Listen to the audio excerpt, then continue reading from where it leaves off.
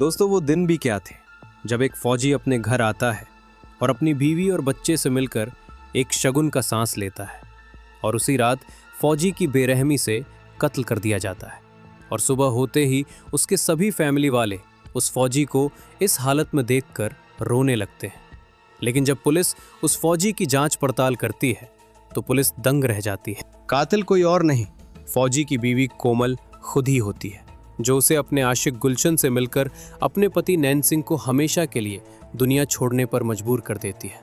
आखिरकार कोमल और उसके प्रेमी गुलशन में क्या चक्कर था और उनके साथ किस किस ने मिलकर उस फौजी को मारने का प्लान बनाया, और कोमल और गुलशन के 3 साथियों ने मिलकर कैसे फौजी नैन सिंह को उसी के घर में घुसकर सोते हुए उसे हमेशा के लिए दुनिया छोड़ने पर मजबूर कर दिया। दोस्तों, इस कहानी को पूरा विस्तार से जानने के लिए हमें आज से 15 साल पहले जाना पड़ेगा, जब फौजी नैन सिंह और उनकी पत्नी कोमल जब एक दूसरे से शादी के बंधन में बंधने वाले होते हैं।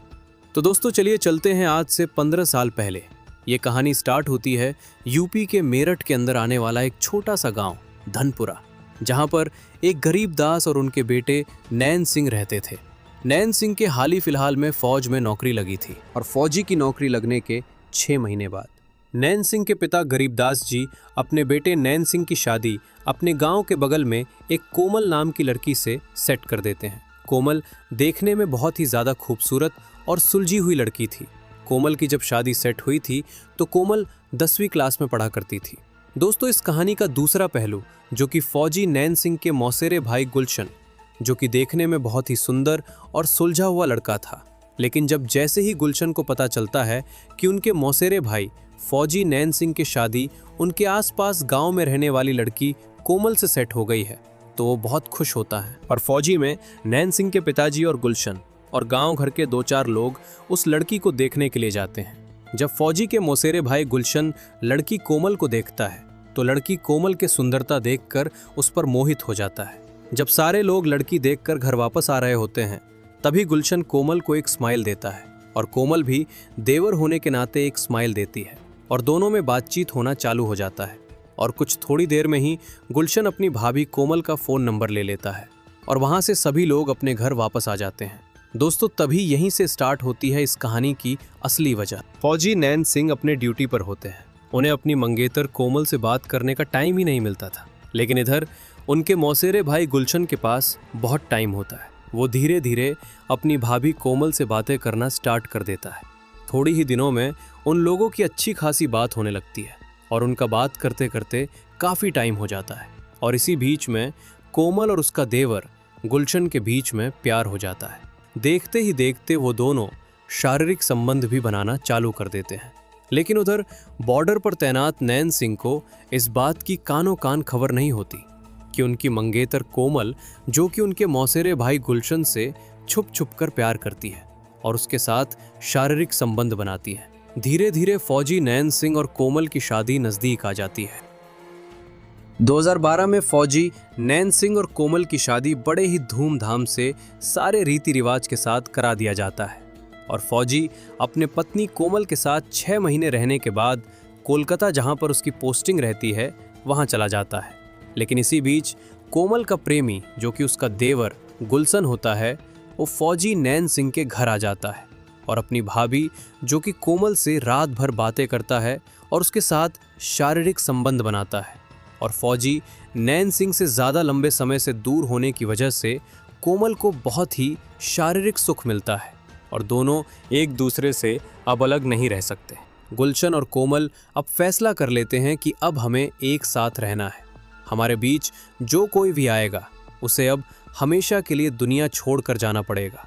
तभी कोमल और उसके प्रेमी गुलशन एक प्लान बनाते हैं, क्यों ना हम फौजी नैन सिंह को हमेशा के लिए मार डालें और हम दोनों हमेशा के लिए एक हो जाएंगे। और हमारे पास पैसे भी हैं जिसे लेकर हम कहीं दूसरे जगह जाकर अपनी नई जिंदगी का शुरुआत कर सकते हैं।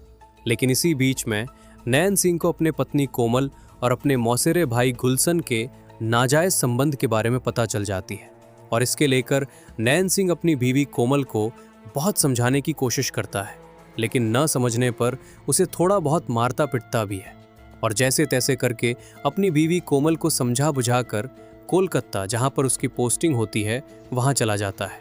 जब ये बात नैन सिंह की बीवी अपने प्रेमी गुलशन को बताती है तो गुलशन बहुत गुस्से में आ जाता है और वो दोनों जाकर अपने गांव के पास वाली जंगल में मिलते हैं। और जब नैन सिंह की बीवी कोमल अपना हाथ पर लगे घाव दिखती है तो उसे देखकर गुलशन बहुत ज़्यादा दुखी हो जाता है और अपना झूठा प्यार दिखाने लगता है।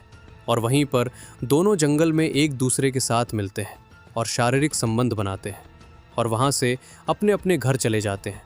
तभी धीरे धीरे काफ़ी टाइम बीत जाता है और फौजी नैन सिंह के 2 लड़के हो जाते हैं, जिसमें एक लड़का एक लड़की होती है। लेकिन तभी भी गुलशन और कोमल का मिलना जुलना चलता ही रहता है।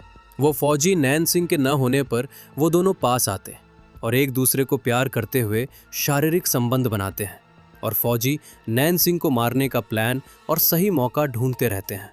तभी वो मौका 27 मार्च 2026 को आ ही जाती है, जब नैन सिंह अपने फौज में नौकरी से छुट्टी लेकर 26 मार्च 2026 को अपने घर आता है और अपने फैमिली को और अपने बच्चों को देखकर बहुत खुश हो जाता है और एक शगुन का सांस लेता है। तभी रात में नैन सिंह की बीवी उसके मौसेरे भाई से बात करते हुए पकड़ी जाती है।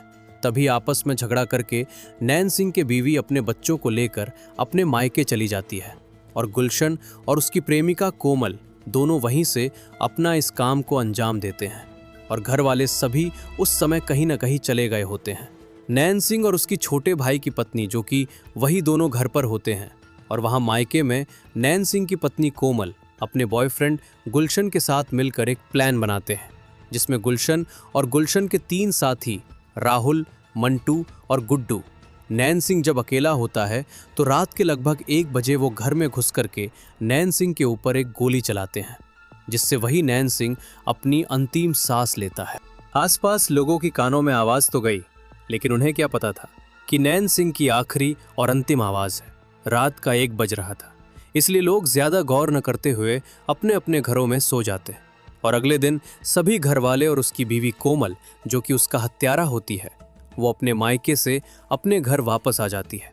और जैसे ही उसे पता चलता है कि नैन सिंह अब इस दुनिया में नहीं रहा तो वो फूट फूट के रोने लगती है। तभी वहाँ पर आसपास के लोग जुड़ जाते हैं और वहाँ पर बहुत ज़्यादा भीड़ हो जाती है। एक फौजी का बात था। जल्द ही पुलिस को इन्फॉर्मेशन किया गया। पुलिस मौके पर वहाँ पर आ जाती है। पुलिस फौजी नैन सिंह की बॉडी देखकर जांच पड़ताल करने लगती है। तो वहाँ जिसने उसका कत्ल किया था, आसपास कहीं ऐसा नहीं लग रहा था। ऐसा कोई जरिया नहीं मिला जिससे कातिल को पकड़ा जा सके। सभी से पूछताछ करने पर पुलिस को पता चला कि शायद कोई इसका दुश्मन होगा, जो इसे अकेला देखकर इस पर हमला करके इसे मार दिया।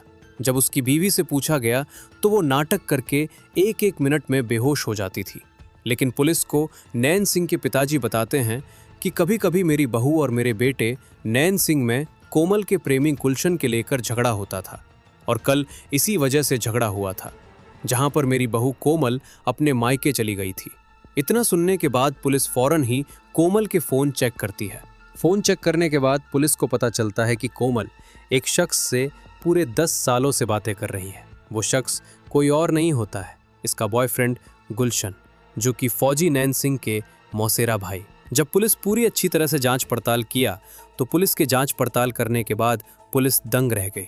पुलिस ने पाया कि बहुत लंबे समय तक गुलशन और कोमल का अफेयर चल रहा था और वो दोनों लंबे समय से फौजी नैन सिंह को मारने का प्लान बना रहे थे। कातिल कोई और नहीं, फौजी नैन सिंह के बीवी और उसके प्रेमी नैन सिंह के मौसेरा भाई गुलशन है। जब ये बात पता चलती है तो वहाँ आसपास के गांव में हड़कंप मच जाती है।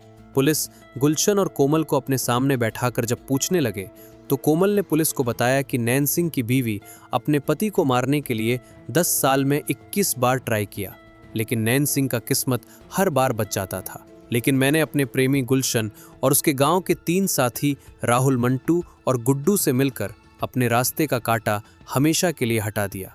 कोमल ये भी बताती है कि नैन सिंह को मारने के लिए मैंने अपना सारा गहना बेच दिया, जिससे मैंने गुलशन के दोस्त को 2-2 लाख रुपए दिया, जिससे उन्होंने मेरे साथ मिलकर फौजी नैन सिंह को मारने में मेरी मदद की। पुलिस फौरन ही उन 5 अपराधियों को अपने कब्जे में लेती है और उन पर सख्त से सख्त कार्रवाई करती है। आज वो 5 मुजरिम गुलशन, कोमल, राहुल, मंटू और गुड्डू अपने गुनाहों की सजा भुगत रहे हैं। तो दोस्तों, आपको इन अपराधियों के बारे में आप अपनी राय बताना चाहते हैं तो कमेंट में ज़रूर बताएं। तो आपसे मिलेंगे वहीं पर अगले वीडियो की क्राइम की फुल स्टोरी में।